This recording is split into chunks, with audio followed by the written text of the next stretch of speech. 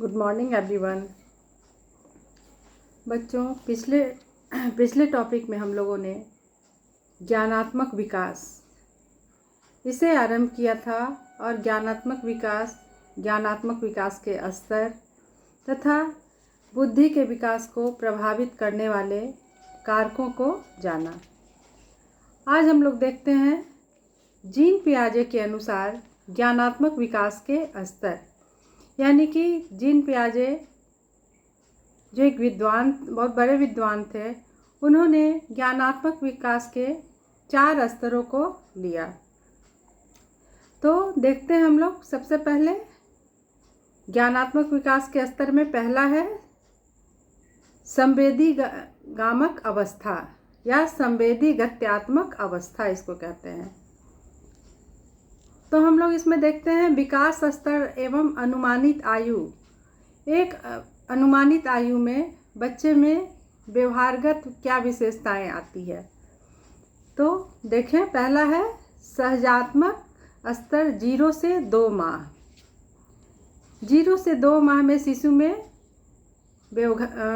शिशु के व्यवहार में क्या विशेषताएं आती है।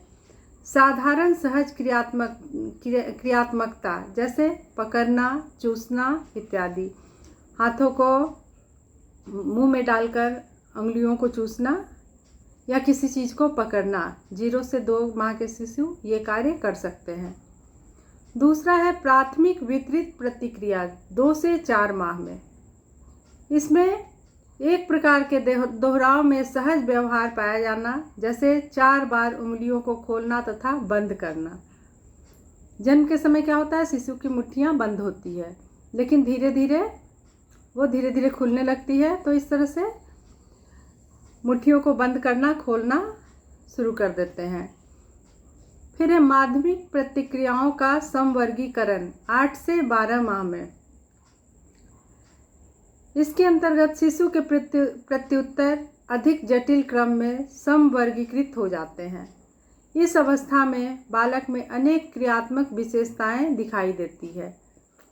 वह अपनी मनचाही वस्तु को प्राप्त करने के लिए अपने रास्ते के रुकावट को भी दूर करता है तथा हाथ पैर पकड़कर अपने लक्ष्य तक पहुंच जाता है। यानी कि इसमें बच्चे क्या करते हैं, उनका जो लक्ष्य है या उनके कार्यों में जो बाधक है उसे हटाकर वो अपने कार्यों को पूरा करते हैं।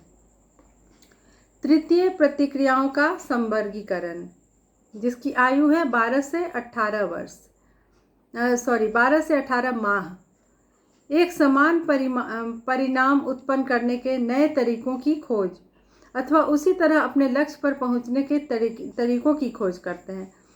जो एक बच्चे का लक्ष्य हो जाता है किसी चीज़ को पाने की, तो वहाँ तक पहुँचने में वो खुद अपनी क्रियाएं करता है, अपने बुद्धि से, अपने दिमाग से अपने लक्ष्य को प्राप्त करने में सफलता भी हासिल करता है। घर में रखी हुई हर वस्तु को छेड़ता है तथा उन तक पहुँचने के हर संभव प्रयास करता है। किसी भी चीज़ को एक अस्थायी जगह किसी भी चीज़ की एक अस्थायी जगह घर में रहती है, लेकिन छोटे बच्चे जब जैसे जैसे बड़े होने लगते हैं तो वो सामान को इधर से उधर, एक स्थान से दूसरे स्थान कर देते हैं।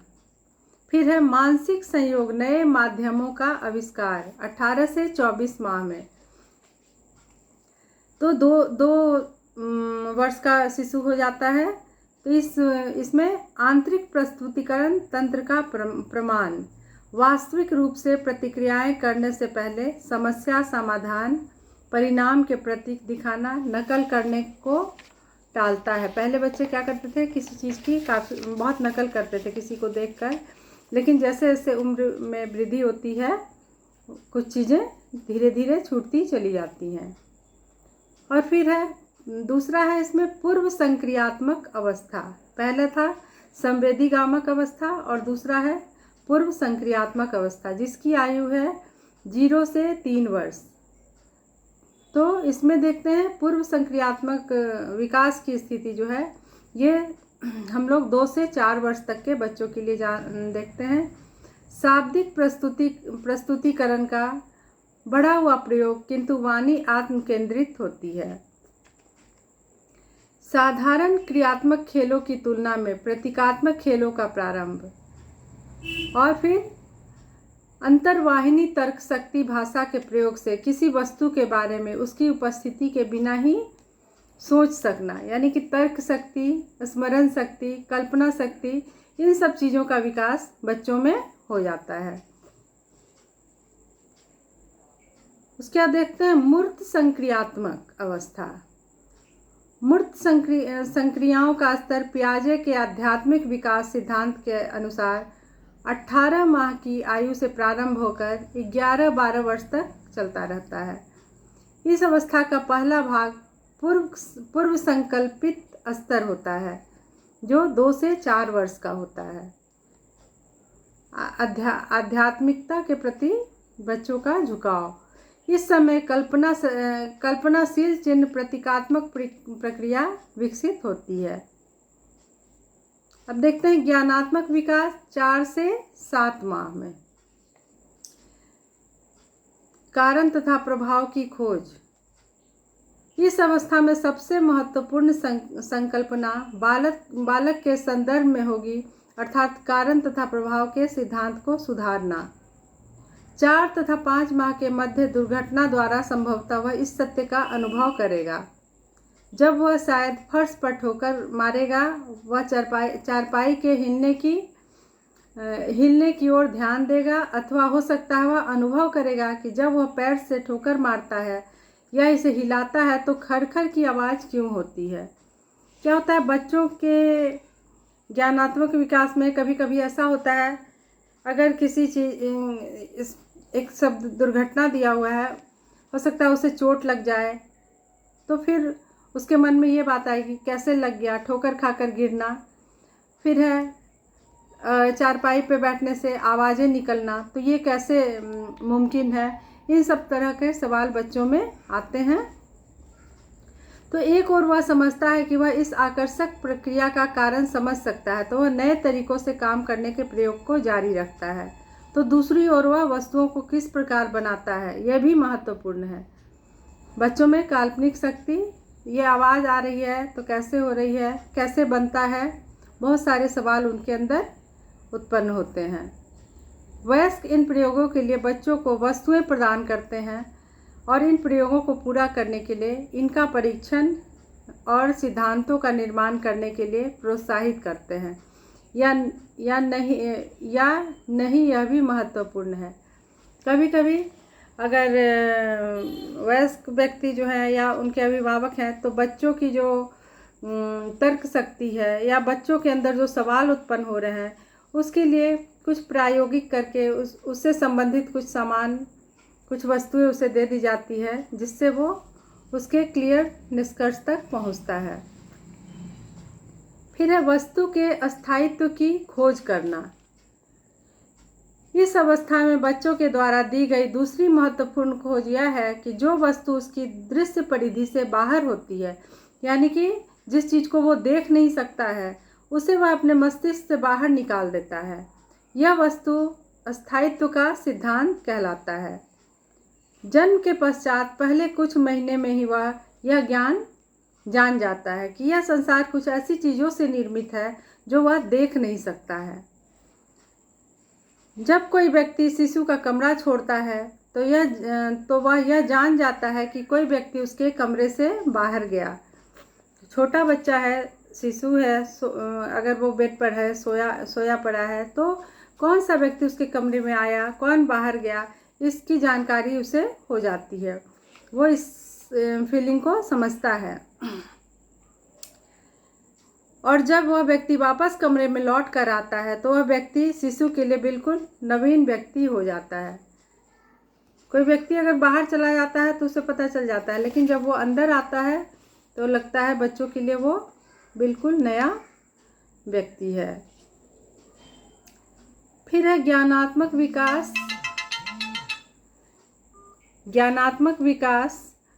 2 से 3 वर्ष।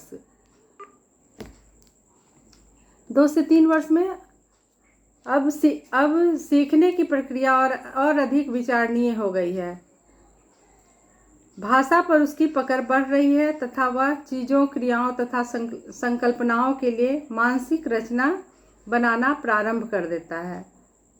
शारीरिक रूप से वस्तुओं की हेराफेरी करने के बजाय वह समस्या हल करने के लिए अपने मस्तिष्क से मानसिक मार्ग बना सकता है तथा जैसे ही उसकी स्मरण तथा आध्यात्मिक योग्यताएं विकसित होती है, वह साधारण समय को समझना प्रारंभ करेगा। जैसे कि भोजन समाप्त करने के बाद तुम खेल सकते हो। अगर इतनी सी बात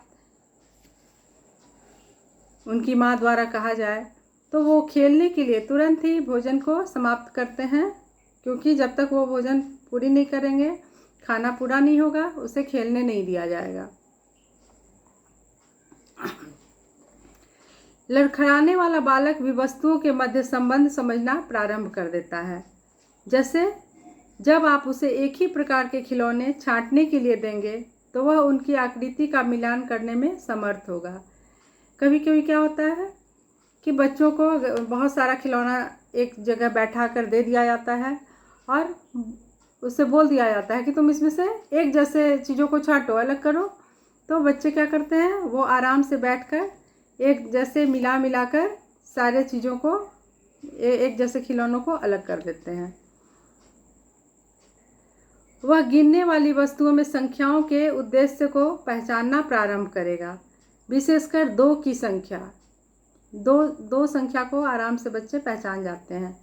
जैसे ही उसकी घटना प्रभाव की समझ विकसित होती है, वह खिलौनों को लपेटने में अधिक रुचि लेगा तथा प्रकाश व उपकरण को बंद तथा चालू करने में भी रुचि लेता है। बच्चे क्या करते हैं, अगर वो स्विच बोर्ड के पास चले जाते हैं तो उसे स्विच में ऑन ऑफ, बिजली को ऑन ऑफ करने में काफ़ी मज़ा आता है।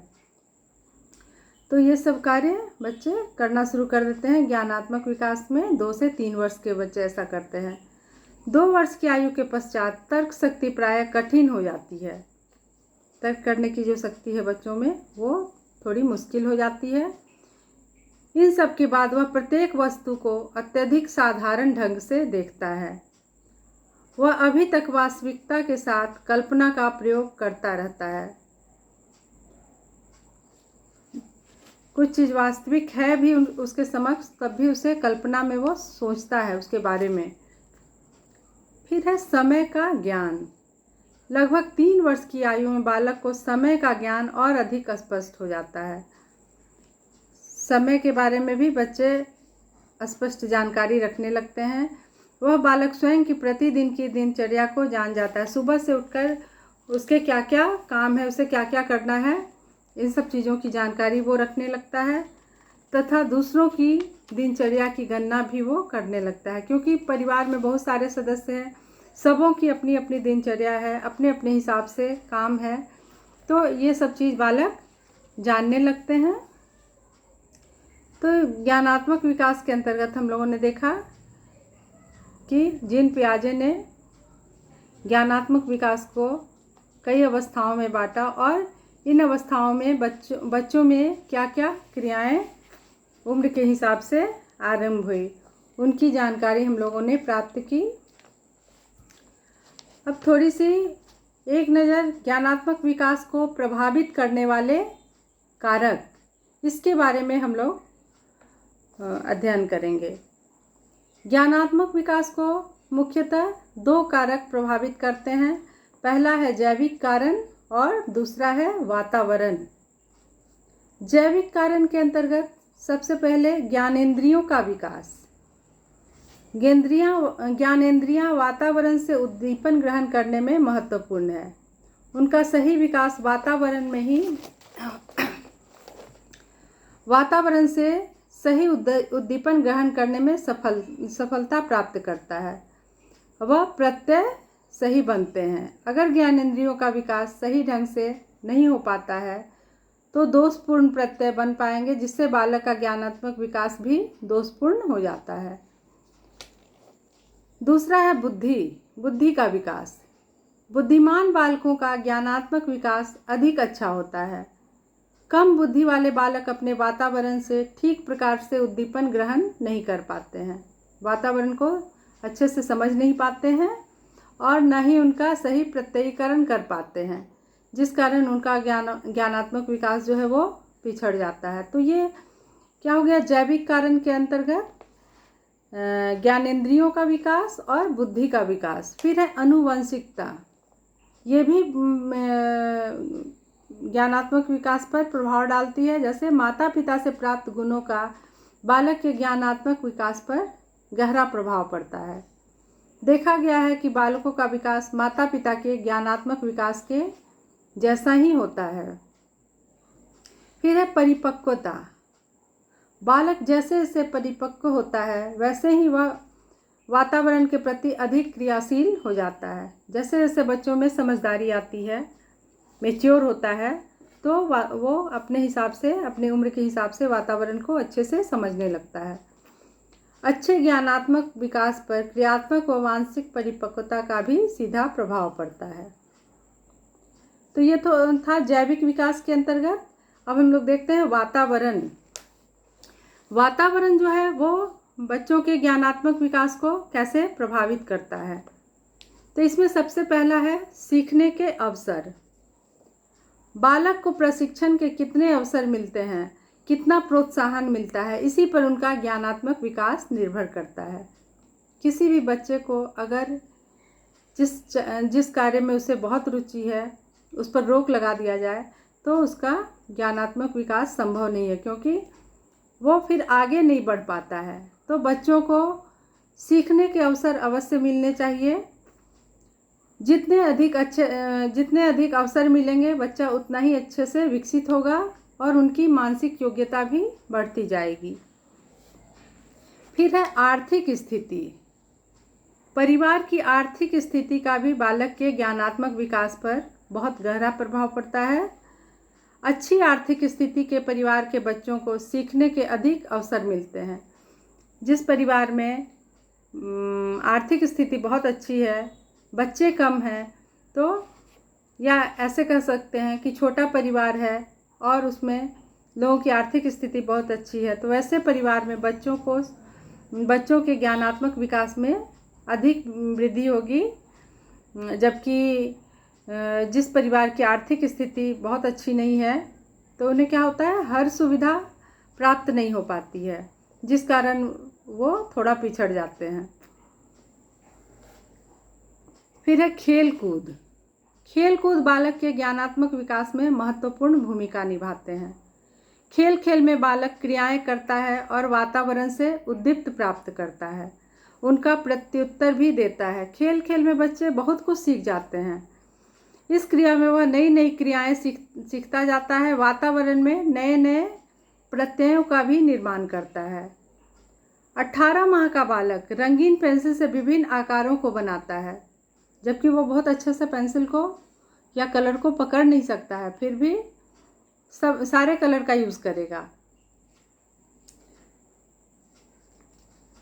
गोला खींचने पर भी उसे बताती है कि ये चंदा मामा, तो और उसे प्रशिक्षण भी दिया जाता है कि अगर गोल चीज़ है तो वो चंदा मामा है, या फिर और गोल चीज़ और क्या हो सकता है। इस तरह से उससे सवाल किए जा सकते हैं। विभिन्न वस्तुओं, खिलौनों को छूकर पकड़कर उनके बारे में जानना। फिर एक कल्पना का विकास होता है जब वह रामलीला करता है। जैसे किसी प्रोग्राम में बच्चे पार्टिसिपेट करते हैं तो उसमें कल्पना शक्ति का भी विकास होता है। जैसे गदा पकड़कर हनुमान बन जाते हैं बच्चे। अगर बहुत कुछ तो बच्चे टीवी सीरियल देखकर भी सीख जाते हैं और कलाकारों की नकल करते हैं। फिर है विभिन्न प्रकार के उद्दीपन। बालक जैसे जैसे सजग होता जाता है वह वातावरण के विभिन्न उद्दीपन अपनी ज्ञानेंद्रियों द्वारा प्राप्त करता है, वह उनके अर्थ को भी निकालने लगता है। यहाँ उसमें प्रत्यय व प्रतीकों के निर्माण में यहीं से उसमें प्रत्यय व प्रतीकों के निर्माण में सहायक होते हैं। माता पिता व अन्य लोग बालक को उन उद्दीपनों के सही अर्थ के बारे में समझाने में सहायक होते हैं। यह उद्दीपन खिलौनों व दिन प्रतिदिन के क्रियाकलापों से प्राप्त होते हैं, जैसे विभिन्न रंगों की पहचान करना, आकारों, सुगंधों व आवाज़ों में अंतर स्पष्ट करना।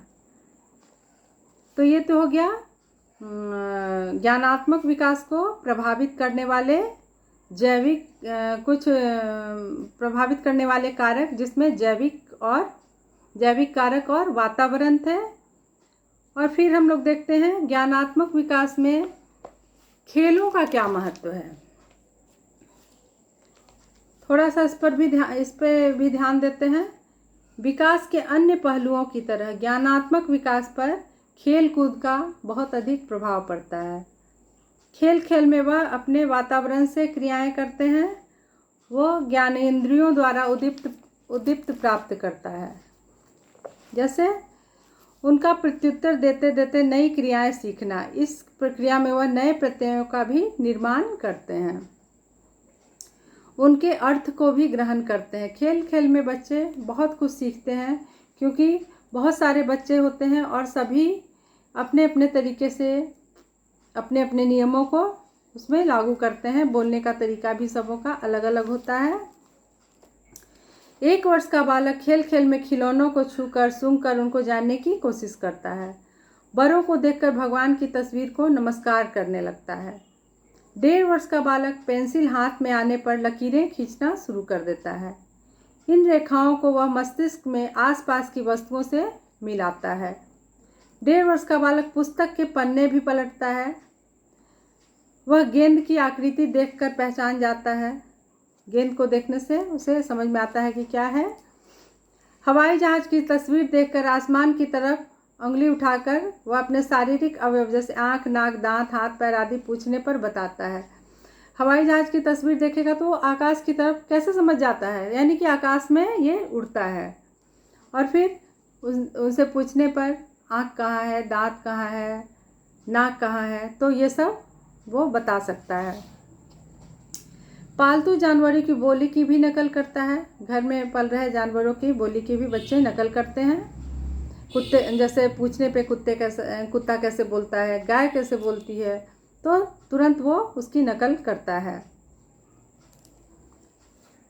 खेलों द्वारा बालक का सृजनात्मक विकास होता है। वह मिट्टी के खिलौने बनाते हैं, चित्रकारी करते हैं, माचिस की डिबिया से रेलगाड़ी भी बनाते हैं, कागज़ के खिलौने। खेलने में बच्चे सृजनात्मक कार्य बहुत अच्छे ढंग से करते हैं।